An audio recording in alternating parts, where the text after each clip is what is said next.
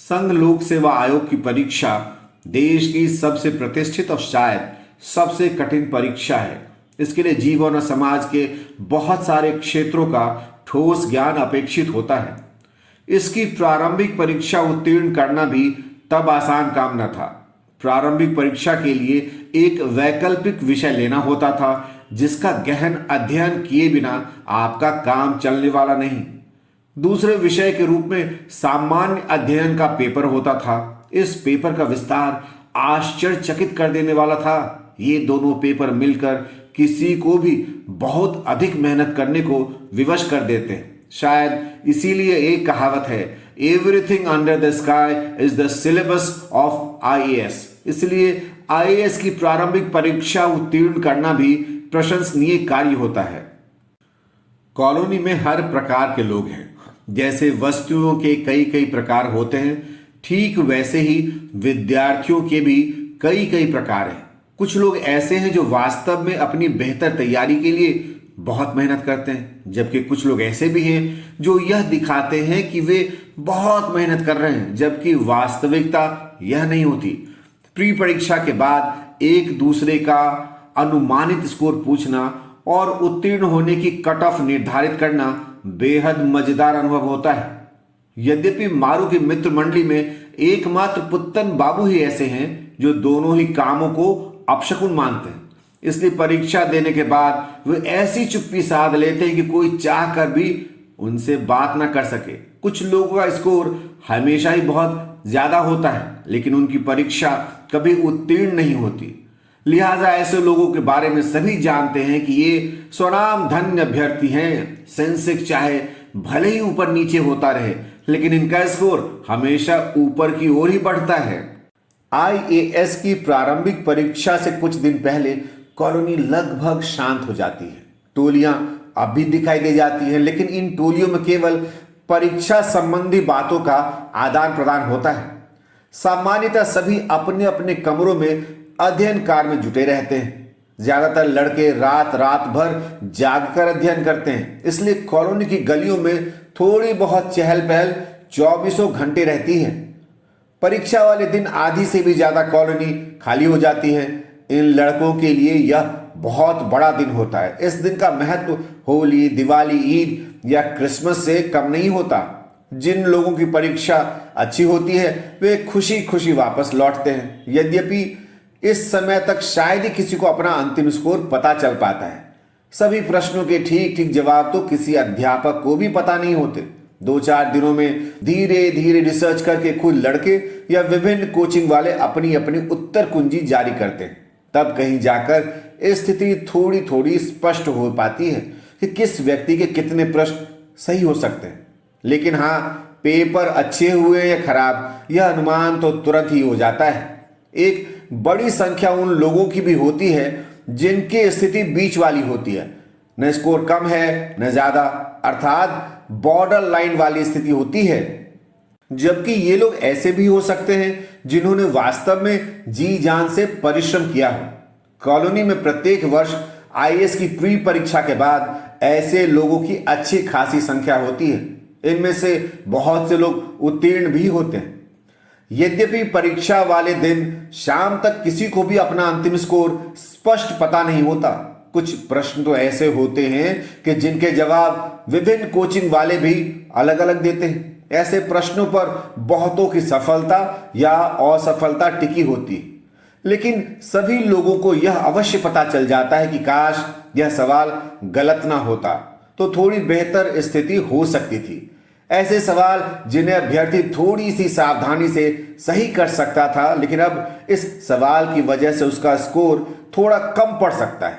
ऐसी स्थिति में वे लोग जिन्होंने लंबे समय तक खूब परिश्रम करके अपनी रातें काली की होती हैं, वे अनिश्चय की स्थिति में आ जाते हैं और अपनी गलतियों पर पश्चाताप करते हैं। प्रायः यह दुख विस्की, रम या बियर, जिसकी जैसी श्रद्धा हो, पीकर दोस्तों को सुनाया जाता है। यद्यपि इस समय तक यह बिल्कुल पता नहीं होता कि ये लोग उत्तीर्ण होंगे या अनुत्तीर्ण। वहीं दूसरी तरफ कुछ स्वनाम धन्य ऐसे नमूने भी होते हैं जिन्होंने मेहनत के नाम पर कुछ नहीं किया होता। कुछ आता जाता भी नहीं है, लेकिन उनका स्कोर हमेशा बेजोड़ होता है। क्रिश्चियन कॉलोनी का इतिहास तो यही कहता है कि यहाँ कम स्कोर वाले प्री परीक्षा में सफल हो जाते हैं, लेकिन अपना स्कोर हाई फाई बताने वाले प्रायः फेल। दरअसल हाई फाई स्कोर बताने वाले और मेहनत ना करने वाले लड़के प्रायः उन लड़कों की कुंठा की वजह बन जाते हैं जो बेचारे मेहनत करने के बावजूद खुद को अधर में लटका हुआ महसूस करते हैं। झूठ बोलने वाले ये लड़के अपने प्रश्न पत्र उत्तर प्रायः किसी को नहीं दिखाते, या वे अपने प्रश्नों में उस विकल्प को चिन्हित ही नहीं करते जो उन्होंने OMR सीट में भरा है। आज ही IAS की प्री परीक्षा हुई है। शाम 7 बजे तक प्रायः सभी लड़के अपने अपने परीक्षा केंद्रों से अपने कमरों पर वापस आ चुके हैं। चाय की दुकानों से इतिहास, भूगोल, अर्थशास्त्र आदि से जुड़े प्रश्नों के अतिरिक्त कुछ विशिष्ट बातें सुनी जा सकती हैं। फाड़ दियो महाराज, साला पिटिया फंस गया मेरा, लगता है सबसे ज्यादा मारे हो। गुरु आपका तो हो ही जाएगा। यार यह वाला सवाल गलत नहीं होना चाहिए था। और सबसे बेहतरीन वक्तव्य, भोंसड़ी के तुम तो मेंस की तैयारी करो। कुछ समय बाद चाय की चुस्कियों, सिगरेट के छल्लों के साथ पेपर पर संक्षिप्त चर्चा का दौर गुजर गया है। चर्चा संक्षिप्त इसलिए क्योंकि ज्यादातर लड़के बहुत थके हुए हैं, इसलिए चाय के 1-2 दौर पूरे करके अपने अपने दड़बों में वापस चले गए। आज का दिन स्वतंत्रता का दिन भी है। कम से कम आज के लिए बीते कई महीनों से ये लड़के जी तोड़ परिश्रम कर रहे थे। रात्रि के 8:30 हो चुके। एक अभ्यर्थी अपनी श्रद्धानुसार रम, विस्की या बियर लगाकर अपने दुख को कम करने का प्रयास कर रहा है। वह सड़क पार करके अपनी तकलीफ का बखान करते हुए कॉलोनी के मुख्य गेट की तरफ बढ़ रहा है। मुख्य गेट से ठीक पहले एक अन्य लड़का उसे मिल जाता है। क्या महाराज, क्या स्कोर हो रहा है? लड़का पूछता है। यार मेरा स्कोर 58 से 60 के बीच हो पा रहा है, पता नहीं क्या होगा। कुछ सिली मिस्टेक्स ने मेरे पेपर को बॉर्डर लाइन वाला बना दिया है। अच्छा, और तुम्हारा क्या स्कोर है? नशे में लड़खड़ाती आवाज में वह पूछता है। भाई मेरा स्कोर तो 80 से 85 के बीच है। सामने वाले लड़के की आंखें खुली की खुली रह जाती हैं।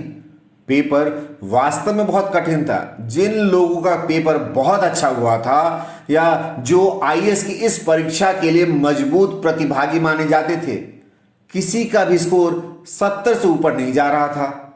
UPSC की अपनी कट ऑफ भले ही बाद में बनती हो, लेकिन कॉलोनी में अनुमानित कट ऑफ शाम तक निर्धारित हो जाती है। 2-4 अंक इधर या उधर होकर वही कट ऑफ UPSC की कट ऑफ भी रहती है। ऐसे हालात में एक ऐसा लड़का जो कठोर परिश्रम के लिए नहीं जाना जाता और न ही जिसके ज्ञान का स्तर बहुत अच्छा दिखाई देता है, वह अपना स्कोर 80 से 85 के बीच बता रहा है। सामने वाले ने दिन रात परिश्रम किया है, लेकिन उसका स्कोर 58 से 60 के बीच ही है। उसे दुख है कि शायद उसने 1-2 प्रश्न ज्यादा गलत कर दिए हैं। उसने आश्चर्यचकित होकर कहा, 80 कैसे? मेहनत की है महाराज। तो क्या हमने मेहनत नहीं की है? मैंने ऐसा कब कहा? पेपर ठीक से चेक किए हो? हाँ, मुझे मेरे सारे उत्तर मिल चुके। ओह, लेकिन अभी तक तो किसी को भी सारे उत्तर नहीं मिल पाए। लेकिन मुझे मिल गए हैं महाराज। अपना पेपर दिखाओ मुझे। कहा महाराज, मेरा पेपर यहां नहीं रखा है, चलो तुम्हारे कमरे पर चलते हैं। मेरा पेपर मेरा दोस्त लेकर गया है, तो चलो तुम्हारे दोस्त के कमरे पर चलते हैं। वह तो अपने मामा के घर चला गया है। इस लड़के का इतना कहना था कि पहले वाले लड़के ने उसे तड़ाक से एक थप्पड़ जड़ दिया। 80 स्कोर है साले, पढ़ता लिखता तो है नहीं और बातें बड़ी बड़ी। देखते ही देखते लड़ाई शुरू हो जाती है, हाथापाई होने लगती है। हमला करने वाला लड़का नशे में है, लेकिन फिर भी दुश्मन का बहादुरी से मुकाबला कर रहा है। दुश्मन इसलिए क्योंकि यदि पेपर आसानी से 80 स्कोर वाला है तो उसका फेल होना तय है। उससे यह झूठ बोलकर उसकी बेचैनी को बढ़ाया गया है। दूसरी बात यह है कि कॉलोनी में लगभग सभी जानते हैं कि बहुत बड़े स्कोर वाले लोगों का पेपर हमेशा गायब हो जाता है, उसे कोई देख नहीं पाता। मारू और गोगा काफी देर से इस घटनाक्रम को देख रहे हैं। कुछ और लोग भी दर्शक की भूमिका में हैं। एक अनोखी हाथापाई से सभी के चेहरे पर मुस्कान है।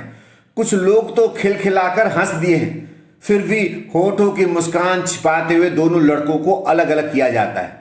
लड़ाई समाप्त होने के बाद जब दोनों लड़के अलग अलग दिशाओं में चल पड़ते हैं तो मारू के कानों में एक कथन आकर टकराता है, ठीक रहा साला, कुछ पढ़ता लिखता तो है नहीं। हर परीक्षा में इसका स्कोर हमेशा बहुत ज्यादा रहता है, जबकि साले का चयन कभी नहीं होता। मारू और गोगा जी भी खिलखिलाकर हंस पड़ते हैं। क्रिश्चियन कॉलोनी, मुखर्जी नगर, नेहरू विहार, गांधी विहार में हर बड़ी परीक्षा के बाद ऐसी घटनाएं आम हैं। लोग जी तोड़ परिश्रम करते हैं, इसके बावजूद उनकी सफलता या असफलता को लेकर खुद उनके मन में कोई निश्चयात्मक राय नहीं बन पाती। आईएएस की प्री परीक्षा यहाँ का राष्ट्रीय पर्व कहा जा सकता है, जिसका इंतजार पूरे वर्ष किया जाता है। परिश्रम करने वाले अपनी तरफ से कोई कोर कसर नहीं छोड़ते, लेकिन फिर भी यह सिर्फ प्री परीक्षा होती है। लेकिन मुख्य परीक्षा एक अलग तरह का ही टेस्ट होता है। यहाँ कुछ लोग अंग्रेजी माध्यम से तैयारी करने वाले मिल जाते हैं, लेकिन ज्यादातर लोग हिंदी माध्यम से परीक्षा देते हैं। ऐसी मान्यता है कि हिंदी मीडियम से मुख्य परीक्षा में अंक लाना बेहद मुश्किल कार्य है। यह सच भी है, इसलिए आईएएस की तैयारी के लिए अंग्रेजी मीडियम अधिक अच्छा माना जाता है। ऐसा नहीं कि हिंदी मीडियम वाले परिश्रम नहीं करते या उनकी योग्यता किसी से कम होती है, लेकिन एक सच यह भी है कि आजाद हिंदुस्तान की सभी पीढ़ियां स्वतंत्र होते हुए भी अंग्रेजी की गुलाम मानसिकता वाले लोगों का भेदभाव झेल रही है। अभी आप सुन रहे थे एपिसोड 24 संजीव कुमार गंगवार द्वारा लिखी कहानी B15B 4th फ्लोर, मेरी यानी विकास विनीत झा की आवाज में। आगे की कहानी के लिए सुनते रहें बुक ऑडियो।